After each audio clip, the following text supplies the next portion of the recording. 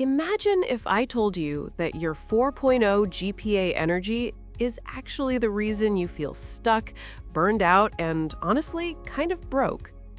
It sounds wrong, right? We've been raised on the idea that practice makes perfect since kindergarten. But here's the counterintuitive truth. Perfectionism is a fast track to analysis paralysis and low productivity.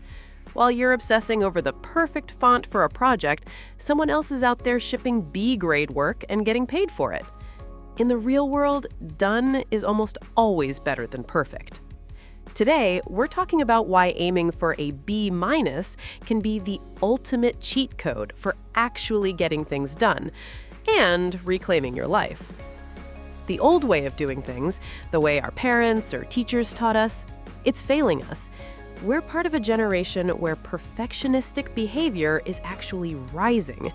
We're harder on ourselves than anyone else, and we've been taught that if something isn't flawless, it's a failure. But for many of us, being intelligent can backfire. We overthink everything. We can see exactly how tedious or difficult a task will be, and that triggers a visceral reaction in the body that makes us want to cringe and run away. That mental foresight creates a cycle of procrastination. We discourage ourselves before we even begin. We get trapped in a supply chain of perfect ideas that never make it out of our heads. So, how do we break that cycle?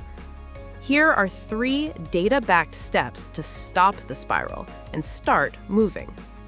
First, we use the 80-20 rule, also known as the Pareto principle. The data suggests that 80% of your results come from just 20% of your effort.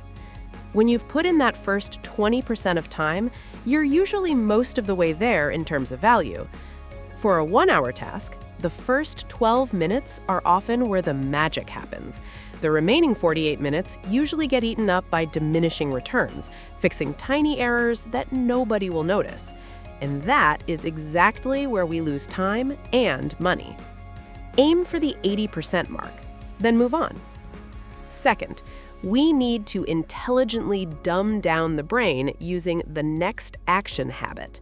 Instead of seeing a project as a massive forest, focus on one single tree. If you're staring at a blank screen and panicking about a report, stop. Your only action is to open the word processor and name the file. That's it. Breaking work into tiny, physical steps helps you bypass the fear of failure that clouds judgment. It turns an overwhelming project into something the mind can actually read as doable. Third, try the 10 + 2 × 5 method. This is for people who hate the idea of a long, distraction-free grind. You set a timer for 10 minutes and work. No breaks, no TikTok, just 10 minutes. Then you take a 2-minute guilt-free break to do whatever you want.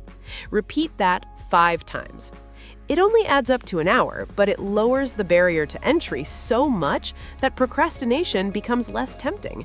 And most of the time, once the ball is rolling, you may find yourself skipping the breaks because you've found your flow. But this isn't just about becoming a productivity machine.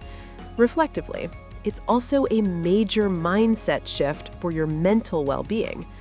Research shows that perfectionism can become a slippery slope towards depression and anxiety.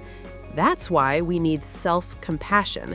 It's the antidote to that harsh inner critic. Self-compassion means recognizing suffering and mistakes as part of common humanity. Everyone goes through it. We also need to pay attention to self-talk. Swapping just one word can change the way you see yourself. Instead of saying, "I can't procrastinate," which can feel like denial, say, "I don't procrastinate." It frames the behavior as something that simply isn't part of your identity.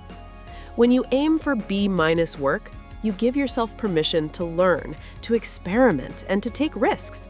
Remember, you can't edit a blank page. A messy, finished draft is infinitely more valuable than a perfect idea that never became real.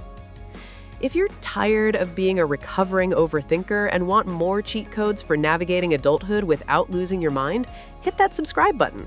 We're just all trying to figure out how to do life a little better, one B-grade project at a time. See you in the next one.